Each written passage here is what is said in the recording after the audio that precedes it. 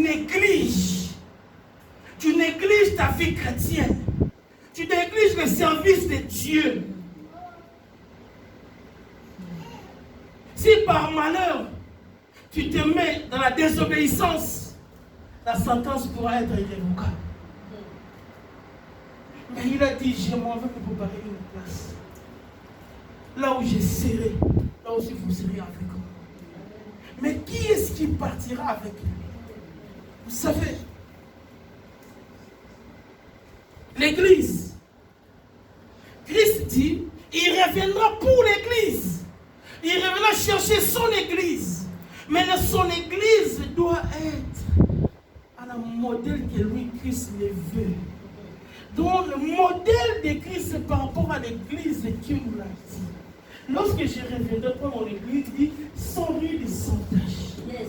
Donc cette Église doit correspondre à la volonté de Dieu. Donc cette Église doit correspondre aux exigences de Dieu. Cette Église doit correspondre à la pensée de Dieu. Or la pensée de Dieu, que cette Église soit irrépréhensible, irréprochable, que cette Église soit sans ride et sans tâche.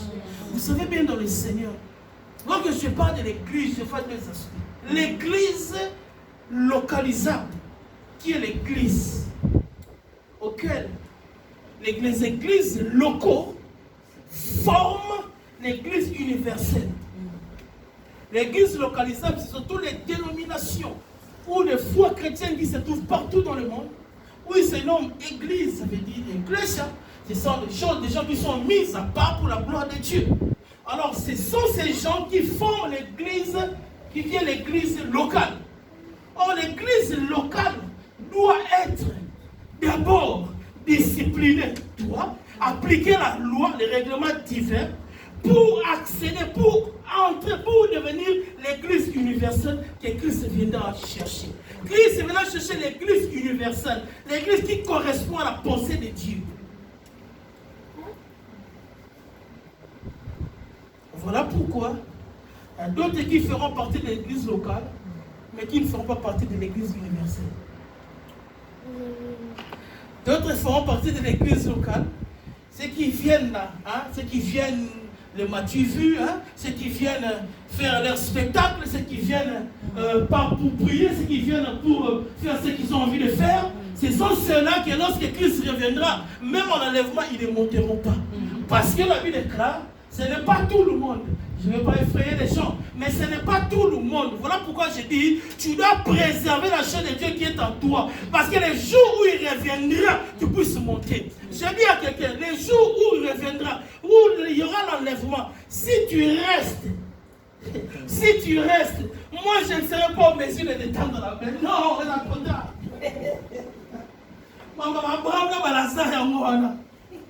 Alléluia. Alléluia. Je disais une chose, les jours où il y aura l'enlèvement, lorsqu'on parle de l'enlèvement, c'est lorsque Christ va prendre son église. Les gens disent que oui, simplement, oui, j'ai le temps. Tu as du temps. J'ai dit, j'ai le temps. Le temps ne t'appartient pas. Ce n'est que lorsque tu entends la parole de Dieu, n'endurcis pas ton cœur. Toi, simplement, applique. Voilà pourquoi je dis, deuxième point, appliquer les règlements divins. Lorsque tu appliques les règlements de Dieu, tu seras en mesure maintenant de ressembler. D'être à la ressemblance de Dieu. Dieu dit il a créé l'homme selon son image et ta ressemblance. Des fois, il y en a qui ne ressemblent plus à Dieu. Parce qu'ils sont sortis de la volonté de Dieu. Or, ceux qui monteront, ce sont ceux-là qui se sont sanctifiés, qui ont eu leur robe blanche, ceux qui ont été validés, qui monteront dans la présence de Dieu. Donc, tu dois préserver la chose de Dieu qui est en toi. Il viendra comme un voleur, tu ne sauras pas. Un jour, on a voulu demander à Christ les jours de cette venue. Les gens voulaient connaître. Pour ceux qui je suis en Okeno, oui, je vais venir en 2020. Chose à charnel. Pour profiter au maximum. Tu vas faire ce que tu as envie de faire. En 2022, tu commences à te préparer. Or, ce n'est pas correct. Il faudrait que tu puisses être sûr. Il a dit, je revenais comme un voleur. Est-ce que l'église sera en mesure Est-ce que l'Église sera en mesure de ressembler à l'Église universelle que Dieu vient chercher? Est-ce que tu seras parmi ceux qui seront enlevés? Tu t'es jamais posé la question. D'autres mourront, oui, mais d'autres passeront par l'enlèvement.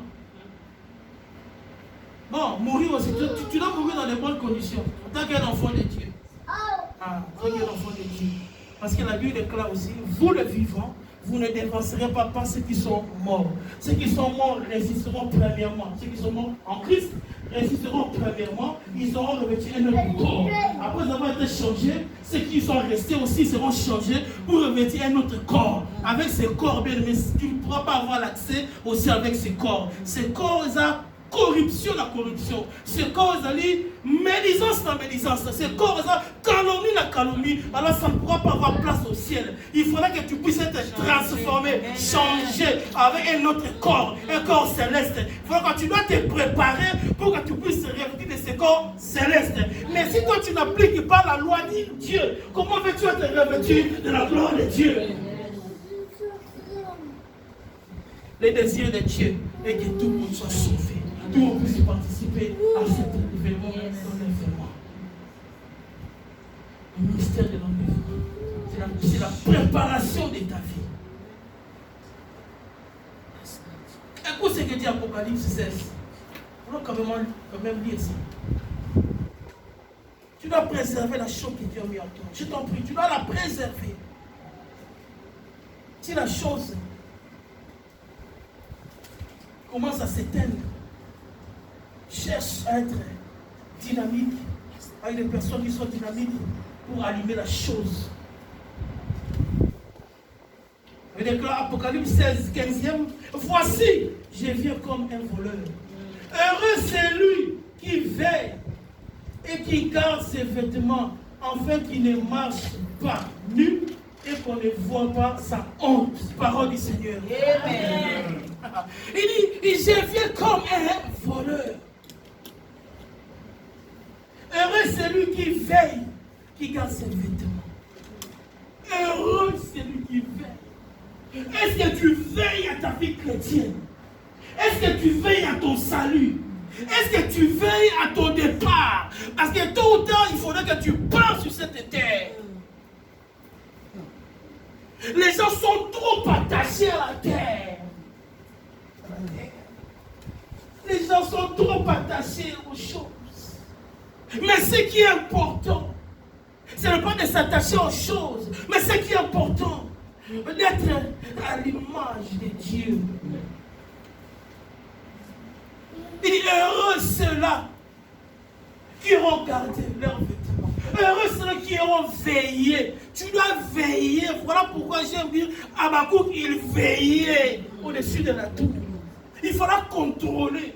Yoka, pongi na pongi. Oh, madame, il dit, heureux celui qui veille. Si tu veilles, bien aimé, tu seras en mesure de capter les informations nécessaires pour la gloire de Dieu, pour ton survie. Si ton survie, tu ne captes pas ou tu ne mets pas la parole de Dieu en pratique, ton survie, bien aimé, tu es en train de l'hypothéquer pour rien. Il reviendra. Mais dans quelle disposition il va nous trouver, l'Église? On a chacun pour soi. Alléluia. Mais chacun pour soi. Chacun pour soi. On fait ici à l'église. Mais le jour de l'enlèvement, Papa Abraham, ils ont ma tête. Ils ont chacun pour soi. Ceux qui ont dit la foi, ils ont chacun pour soi. Bien aimé dans le Seigneur.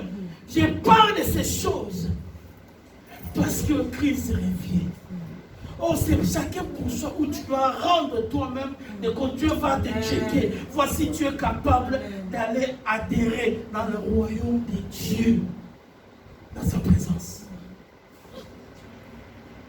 Heureux ceux qui vont veiller. Si tu ne veilles pas, tu seras comme ces cinq vierges qui étaient sages, ils sont sages mais qui étaient folles. Ceux qui étaient folles ne veillaient pas. Et ceux qui étaient sages, il va dire qu'on veiller. Veiller à qui? Parce qu'il faut veiller dans ma foute. veillé à l'huile. Ceux qui n'étaient pas intelligents, ils n'ont pas veillé à l'huile. L'huile s'est épuisée dans Nzela. Ma prière est que ce matin, que l'huile que Dieu a déposée en toi, tu puisses la préserver. Que tu puisses la préserver. Car lorsque ça, c'est tout que tu as mis en toi, dépendant de la lueur de la lumière qui est en toi. Troisième point. Nous sommes en train de dire, préserver la chose de Dieu qui est en toi. Troisième point, nous voulons dire ceci. Tu dois préserver ton témoignage. Alléluia. Donc, parle de ton témoignage. Témoignage. Alléluia. Tu dois préserver ton témoignage. Mais tant qu'un enfant de Dieu, ton témoignage doit être bien. La Bible dit qu'il faut mettre la fin d'une chose que son commencement. Tu peux peut-être avoir mal commencé, mais ce qui est intéressant, sur le parcours de ta finalité, témoignage doit changer, témoignage doit changer, jusqu'à ce que ton témoignage devienne bien. Mais du moment que tu n'es pas encore parti, du moment que tu n'es pas encore mort, mais cherche à ce que ton témoignage soit selon l'image d'un enfant de Dieu. En tout temps que chrétien, tous ceux qui sont nés de Dieu, remplis de Dieu, ton témoignage est très important.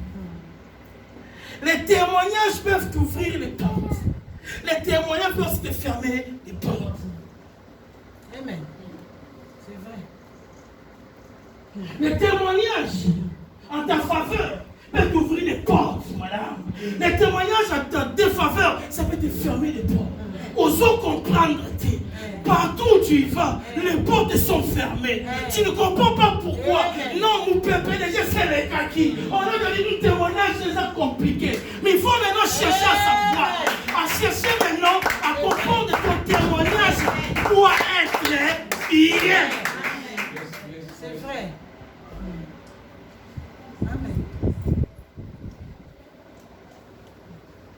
Ton témoignage doit être bien.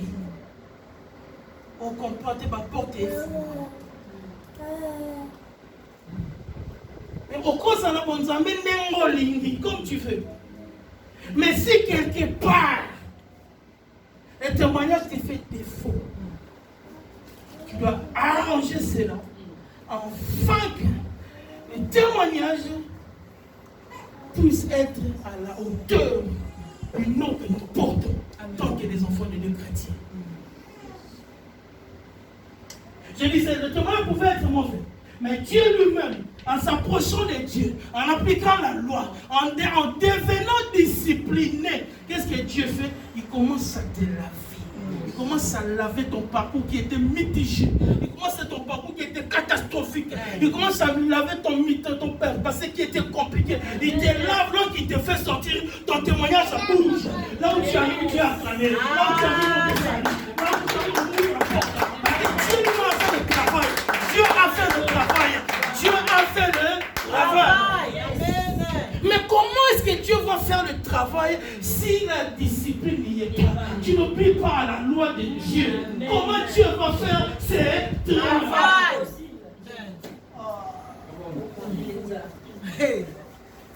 Mais lorsque je parle comme ça, mais normalement on a autre chose. Puis je parle de préserver des choses que tu as déposées en toi. Or, les choses, vous savez, ces juges qui étaient uniques. Nous avons des chrétiens qui sont devenus des chrétiens uniques. Uniques, remplis d'unité. Ça veut dire, le feu de Dieu, ça commence à s'éteindre à petite feu. Au moment tu es dans un état, ils ont mon pied. Ils ont un peu là, mais bon, on a mon pied.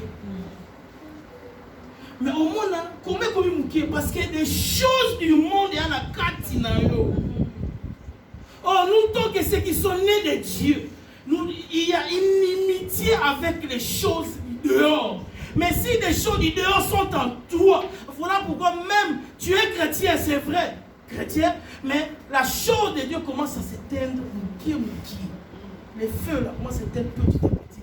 Jusqu'à ce que ces feux-là vont s'éteindre. Là, tu deviens incrédule. Oh, tu deviens incrédule. Les choses que tu condamnais, tu vas commencer à les faire bien. Tu vas commencer à les faire trop bien.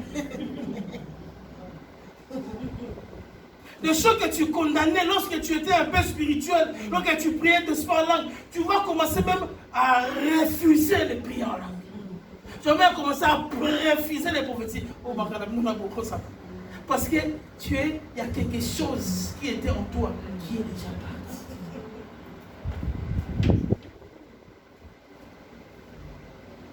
Préservons la chose que Dieu a déposée en nous pour que nous soyons des vrais témoins. Comment veux-tu être un vrai témoin si la chose, alléluia, qui va faire de toi un témoin n'y est pas? La chose qui fait de toi un témoin n'y est pas. Comment veux-tu qu'on t'appelle un témoin? Si tu ne gardes pas la chose que tu as déposée en toi, tu marches sur ça, tu marches sur ça, tu marches sur ça, tu foules ça au pied comme ça, non, ça va aller, le bina ça avec Dieu,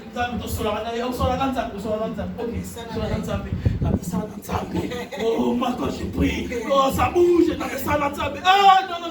mais ça n'a rien si tu cherches à t'habituer avec Dieu, tu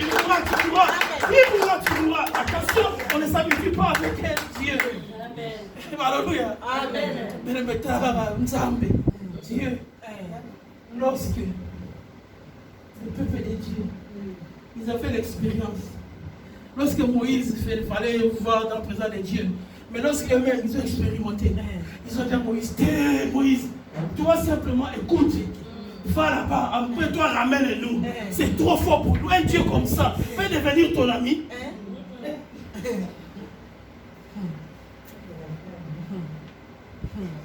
Dieu n'est pas ton ami. Dieu simplement, il est Dieu.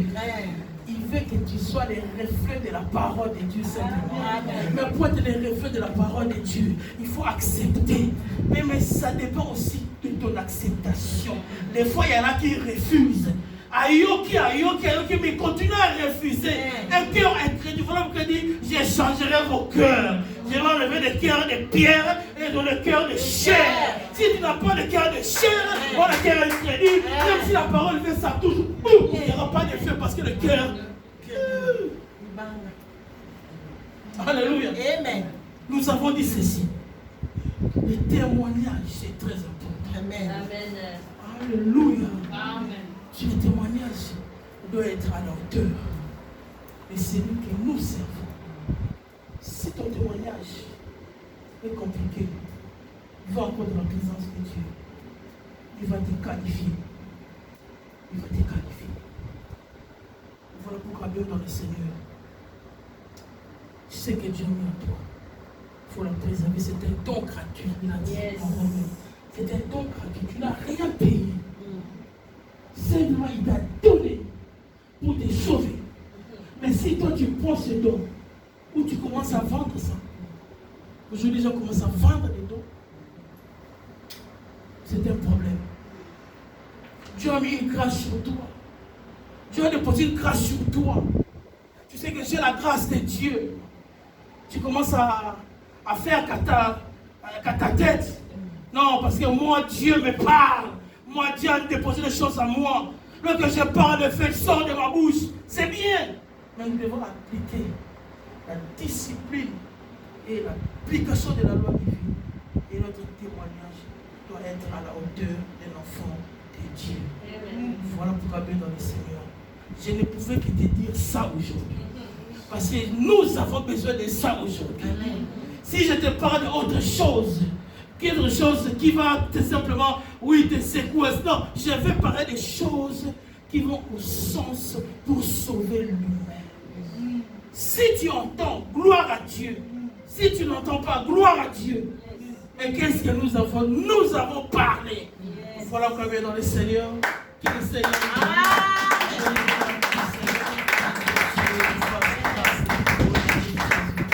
Amen.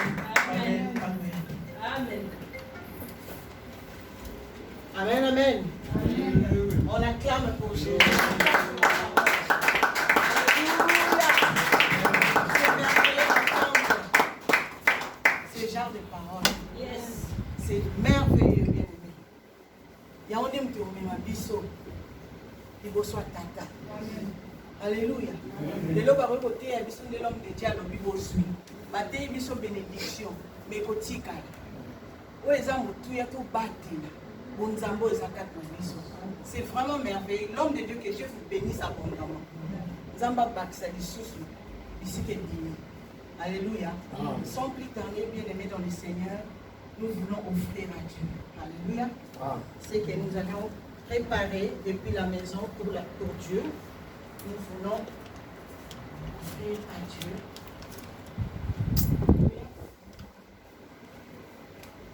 Si quelqu'un avait porté quelque chose dans la maison de son Dieu, il suffit juste de lever votre main, comme ça je vais... Voilà.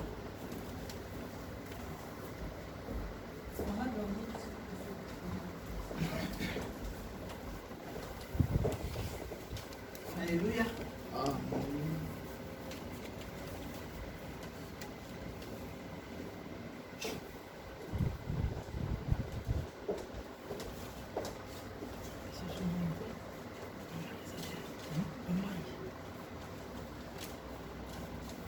Amen.